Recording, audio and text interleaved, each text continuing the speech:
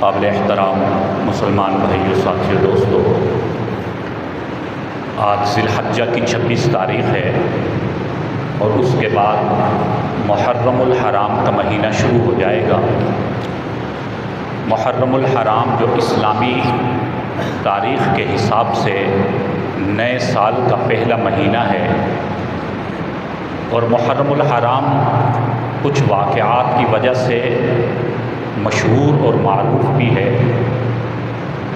یکم محرم الحرام حضرت سیدنا فاروق اعظم عمر بن خطاب رضی اللہ عنہ کی شہادت کا دن ہے، اور پھر اسی طرح 10 محرم الحرام نواسہ رسول، صحابی رسول حضرت امام حسین رضی اللہ عنہ کی شہادت کا دن ہے، اور اسی طرح 9 اور 10 محرم کو روزے کی فضیلت بھی ارشاد فرمائی گئی۔ تو اس مناسبت سے ماہ محرم الحرام کافی مشہور ہے۔ تو یکم محرم الحرام حضرت سیدنا فاروق اعظم رضی اللہ عنہ کی شہادت کی تاریخ ہے۔ تمام صحابہ کرام ہی قرآن اور حدیث کے فیصلے کے مطابق ہمارے ایمان کا حصہ ہیں اور ہمارے لیے مشعل راہ ہیں۔ فَإِنْ آمَنُوا بِمِثْلِ مَا آمَنْتُمْ بِهِ فَقَدِ اهْتَدَوْا۔ قرآن کہتا ہے تم ایمان لاؤ ان صحابہ اکرام جیسا، جو ان صحابہ اکرام جیسا ایمان لائیں گے وہ ہدایت یافتہ ہو جائیں گے۔ حضور نے فرمایا اصحابی کالنجوم فبأیہم اقتدیتم اہتدیتم، میرے صحابہ ستاروں کی مانند ہیں، ان میں سے تم جس کی بھی اقتداء کرو گے ہدایت پا جاؤ گے۔ تو تمام صحابہ اکرام ہی ہمارے ایمان کا حصہ اور ہمارے لیے معیار اور ہمارے لیے مشعل راہ ہیں۔ اور حضرت عمر فاروق رضی اللہ عنہ تو عظیم صحابی رسول ہیں کہ جن کے بارے میں قرآن میں کئی آیات ہمیں نظر آتی ہیں۔ خود حضور اکرم صلی اللہ علیہ وسلم نے کئی احادیث ان کے مقام اور مرتبے کو اور فضیلت کو بتلانے کے لیے ارشاد فرمائی۔ اسی مناسبت سے حضرت عمر رضی اللہ عنہ کے فضائل و مناقب بیان کرنا، اپنے نوجوانوں کو بتانا کہ یہ کون سے صحابی تھے، کیا ان کی خدمات ہیں، اور حضور علیہ السلام کے کتنے قریبی تھے، اور اسلام کی سربلندی کے لیے انہوں نے کیا کیا قربانیاں دی، ہمارے لیے یہ بیان کرنا اور اس کا استحضار کرنا، مذاکرہ کرنا ضروری ہے۔ تو یکم محرم الحرام کی نسبت سے آج کا جمعہ تقریباً ہر مسجد میں اسی موضوع پر بیان کیا جا رہا ہے، جمعے کا بیان۔ حضرت عمر رضی اللہ عنہ وہ عظیم صحابی ہیں کہ جن کو ہمارے نبی اکرم صلی اللہ علیہ وسلم نے اللہ سے خود مانگا اور رو رو کر مانگا، اور ہر نماز میں اللہ سے دعا کر کر کے مانگا، کیونکہ حضرت فاروق اعظم وہ صحابی ہیں جو اسلام لانے سے پہلے بھی بڑے بہادر مشہور تھے۔ ان کا رعب تھا، ان کا دبدبا تھا، اور دشمن ان سے ڈرا کرتا تھا۔ اس لیے حضور صلی اللہ علیہ وسلم دعا فرمایا کرتے، اللہم اعز الاسلام بعمر بن خطاب او عمر بن حشام، اے اللہ اسلام کی شان و شوکت اور اسلام کی عزت کے لیے، اعلاء کلمت اللہ کے لیے، دین کے نفاذ کے لیے، یا اللہ عمر ابن خطاب کو اسلام کی توفیق عطا فرما دیجیے، او عمر ابن حشام یا عمر ابن حشام کو توفیق عطا فرما دیجیے۔ آپ صلی اللہ علیہ وسلم کی دلی چاہت حضرت عمر ابن خطاب یعنی فاروق اعظم رضی اللہ عنہ کے لیے تھی، اس لیے ہر نماز میں، تہجد میں، تلاوت کے بعد ہر موقع پر روایات میں آتا ہے اللہ تعالیٰ سے یہ دعا کیا کرتے، آپ ہاتھ اٹھا اٹھا کر مانگا کرتے، اللہم اعز الاسلام بعمر ابن خطاب، اے اللہ عمر ابن خطاب کے ذریعے اسلام کو عزت عطا فرما دیجئے، اسلام کو شان و شوکت عطا فرما دیجئے۔ کیا مقصد؟ کہ عمر اسلام میں آئے گا تو عمر کا جو رعب اور دبدبا ہے، اس کے رعب سے اسلام کی شان بڑھے گی۔ ویسے تو سب کچھ اللہ کے ہاتھ میں ہے، لیکن دنیا چونکہ دار الاسباب ہے، اسباب کے درجے میں آپ صلی اللہ علیہ وسلم کو یہ یقین تھا کہ خطاب کا بیٹا عمر اگر اسلام میں آ جائے گا تو اسلام کو جرت ملے گی، اسلام کو شان و شوکت ملے گی۔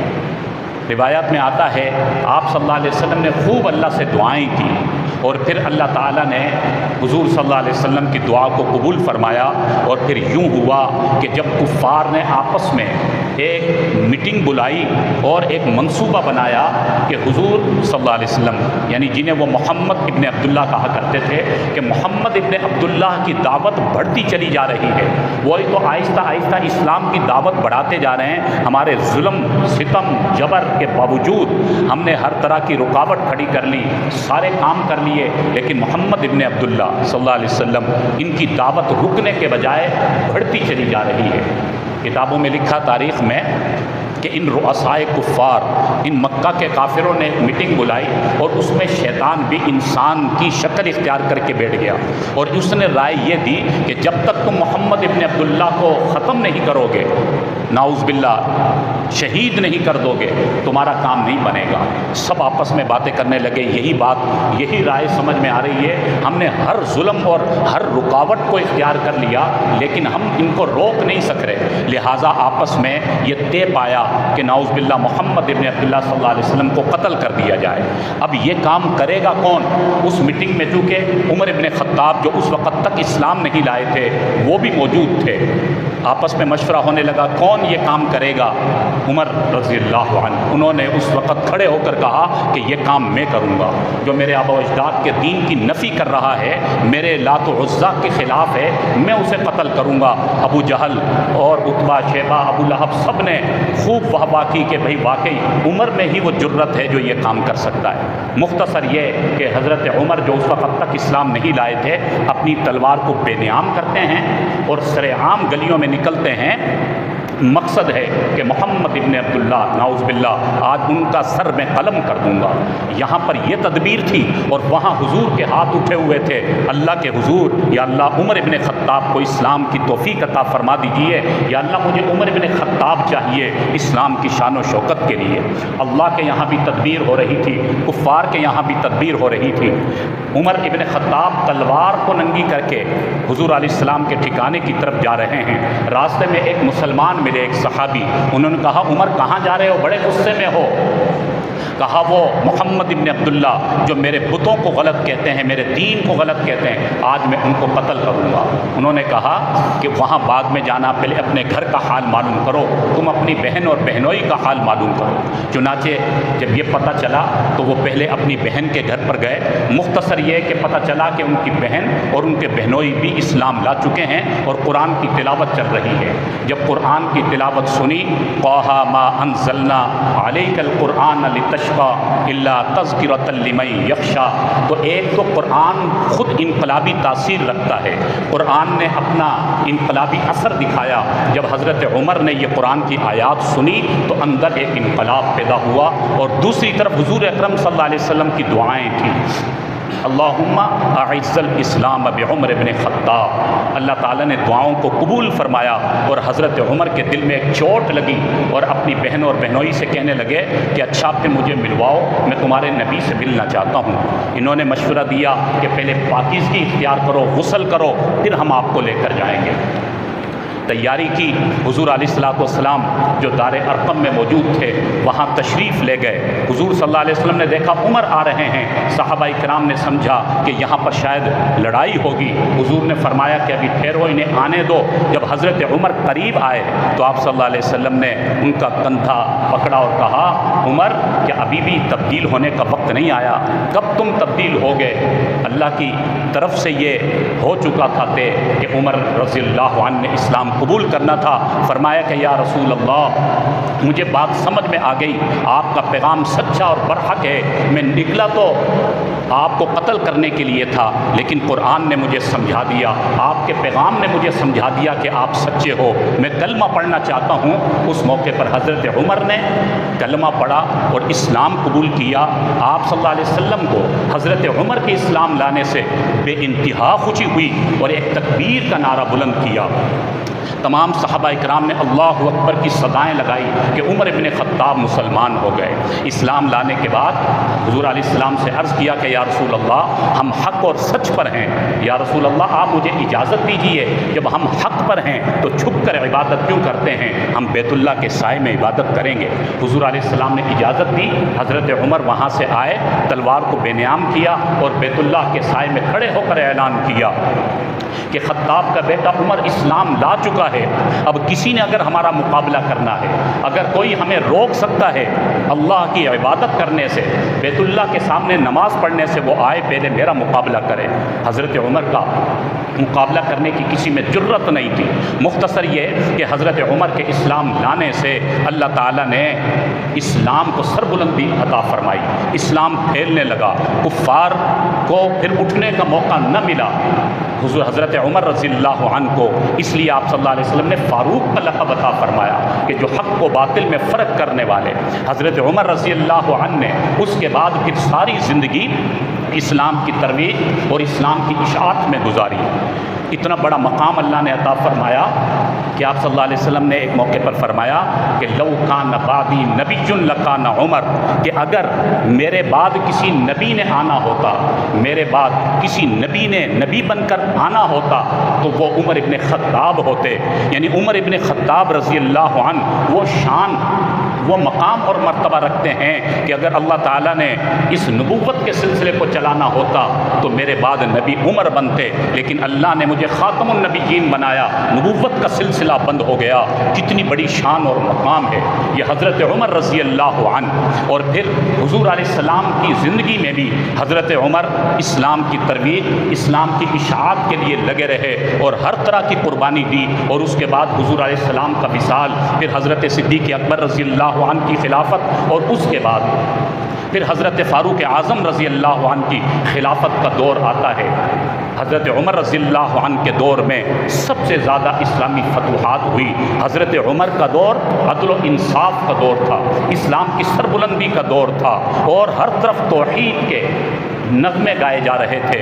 हज़रत उमर रज़ियल्लाहु अन्हु को हुज़ूर अलैहिस्सलातु वस्सलाम ने अल्लाह से मांगा और फिर हज़रत उमर रज़ियल्लाहु अन्हु अल्लाह ताला से एक दुआ ये भी फरमाया करते थे, अल्लाहुम्मा, फरमाया करते थे, या अल्लाह मुझे शहादत की मौत अता फरमा, या अल्लाह मुझे शहादत की मौत अता फरमा, व मौतन फ़ी बलद रसूलिक, और अपने रसूल के शहर की मौत अता फरमा। ये हज़रत उमर रज़ियल्लाहु अन्हु की दुआ हुआ करती थी, अल्लाहुम्मा अर्ज़ुक़नी शहादतन फ़ी सबीलिक, ए अल्लाह मुझे शहादत अता फरमा। सहाबाए किराम फरमाते हैं कि हम हैरान हुआ करते थे, हज़रत अमीरुल मोमिनीन अल्लाह से शहादत भी मांग रहे हैं। आम तौर पर शहादत तो मैदान जंग में मिला करती है, दूर दराज जहाँ पर मुजाहिदीन जिहाद कर रहे होते हैं। हज़रत अमीरुल मोमिनीन तो मदीना में होते हैं, दारुल खिलाफा में होते हैं। और फिर अगला हिस्सा दुआ का ये होता था, या अल्लाह मुझे अपने नबी के शहर में शहादत की मौत अता फरमा। सहाबाए किराम हैरान हुआ करते थे, ये किस तरह मुमकिन होगा कि हज़रत उमर रज़ियल्लाहु अन्हु का रौब और दबदबा तो पूरी दुनिया में था, तो ख़ुद दारुल खिलाफा में मदीनतुर रसूल के अंदर हज़रत उमर को कोई शहीद करने की जुर्रत कर सकता है।